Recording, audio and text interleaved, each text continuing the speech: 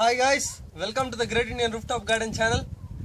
Today's episode is about how to make vermicompost in the in your own home, in your own garden. There are many ways, there are many methods of making vermicompost out there.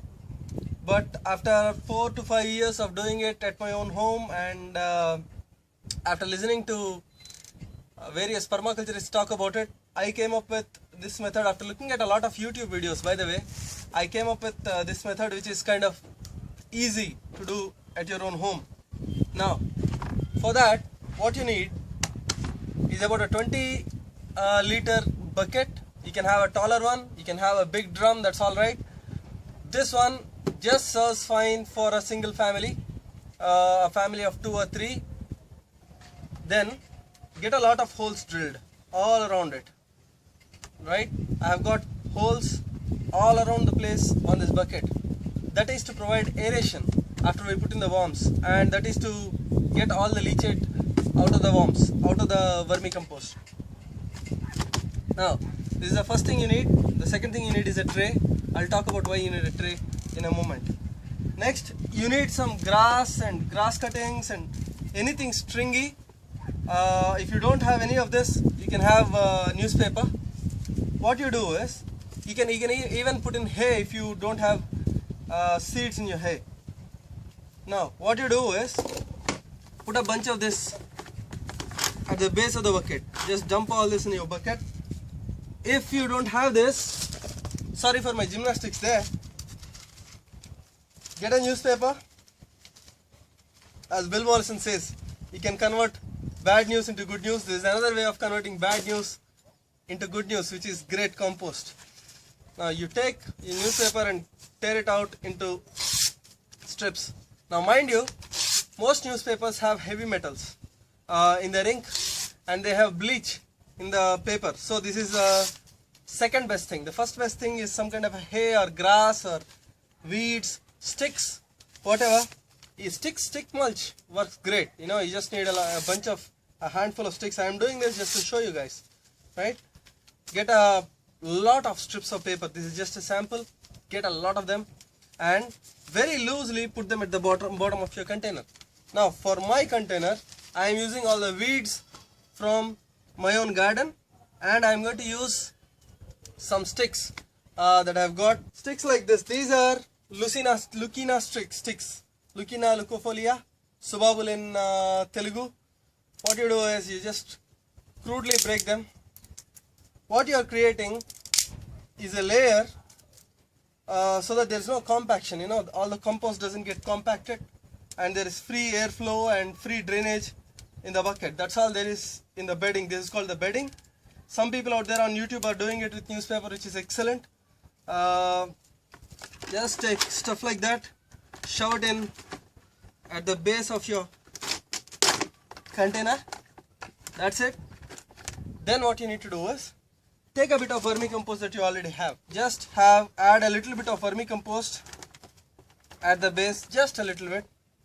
Take some dry manure. This is buffalo manure. You can get cow manure, which is excellent. You can get goat manure, horse manure, sheep manure. All those things work. Some say pig manure is too hot. I'm not really sure of that. I don't grow pigs. But you can check that out yourself online. Just add a bit of manure,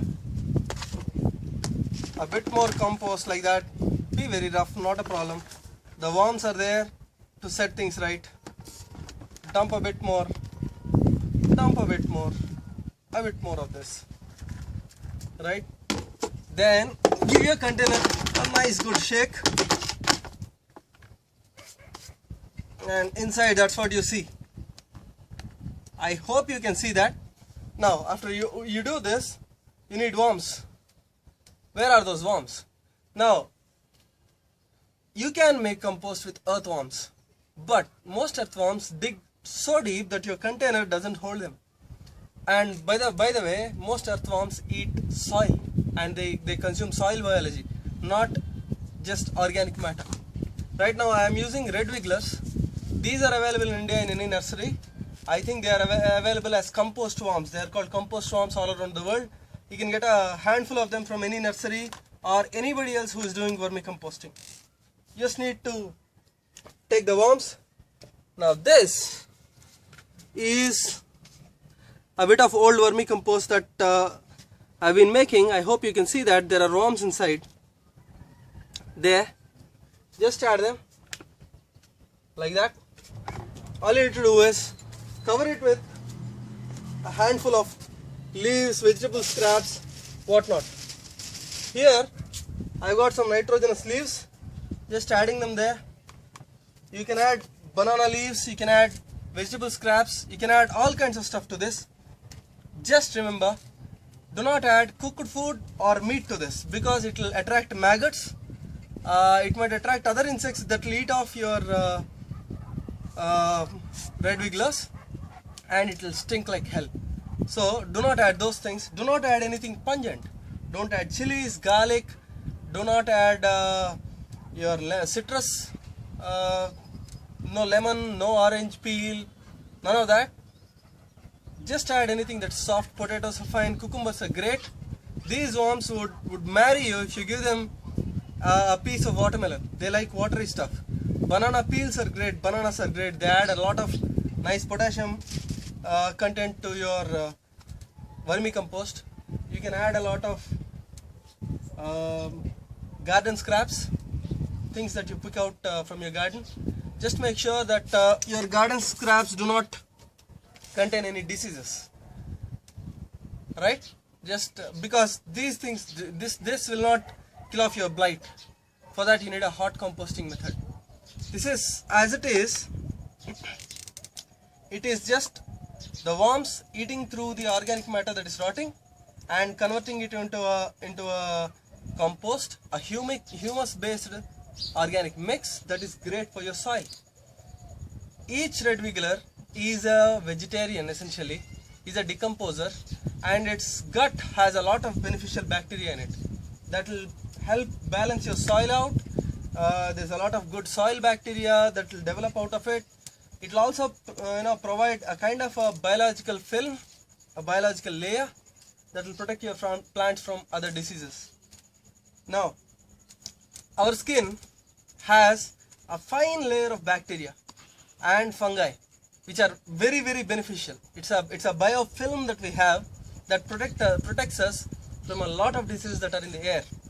Now all those antibiotic soaps that you use, they will kill it off, and it's not a good thing.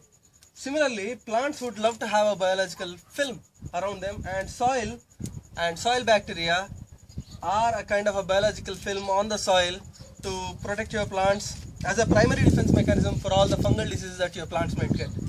Now after you do this, your worms like it wet. So just nice and slow, gently drench your container with a lot of water.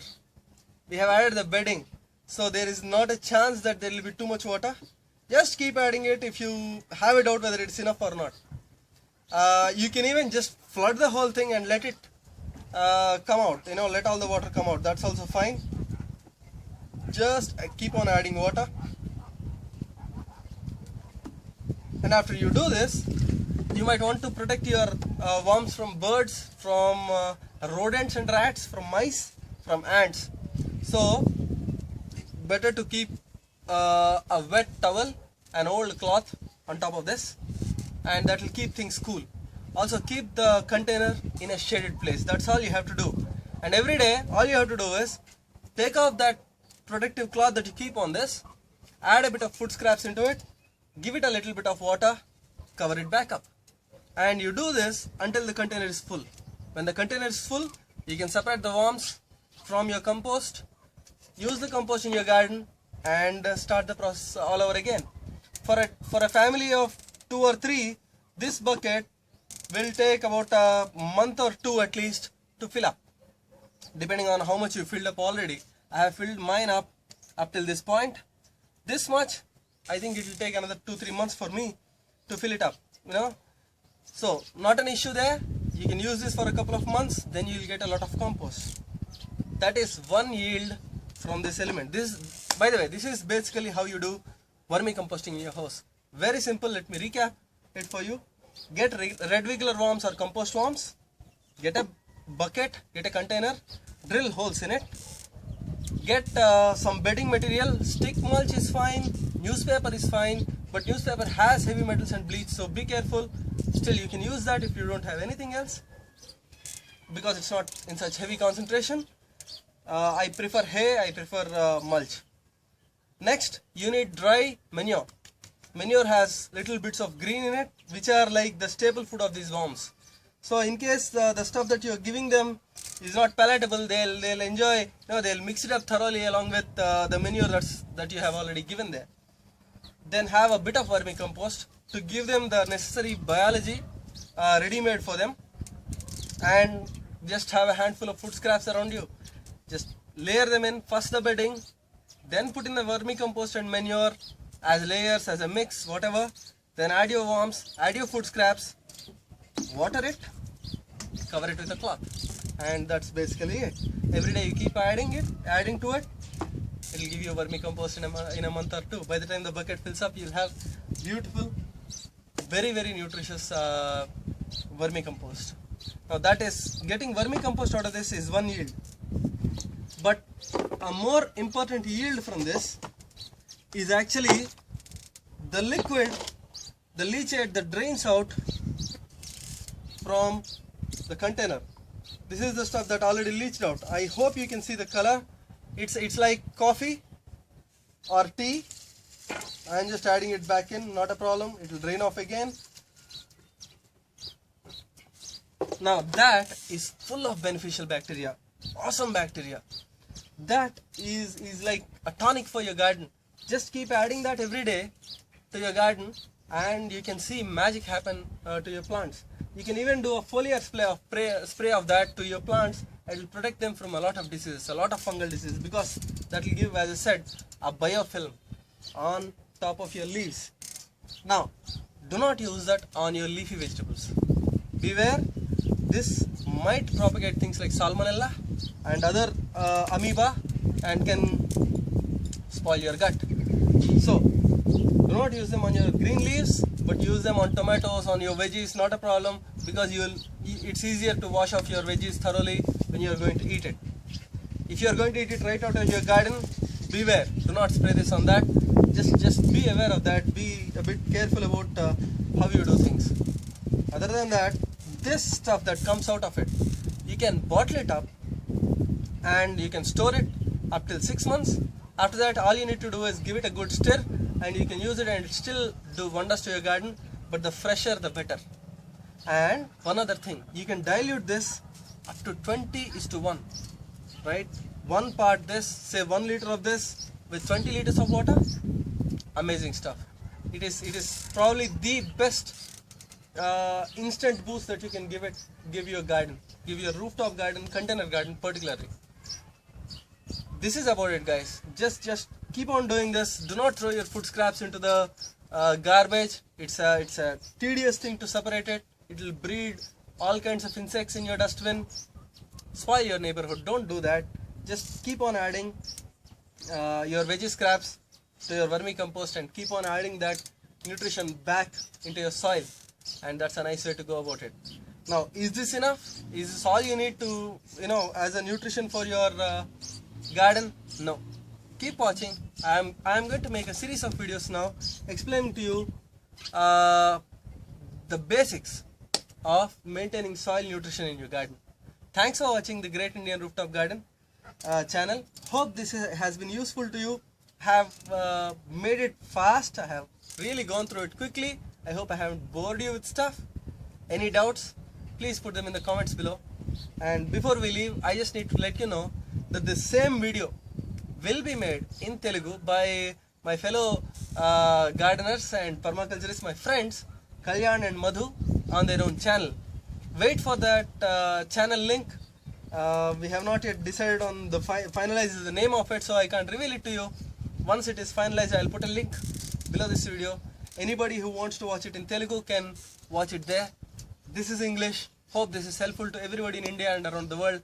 Thanks for watching. Have a great day. DJ signing off. Please do vermicomposting.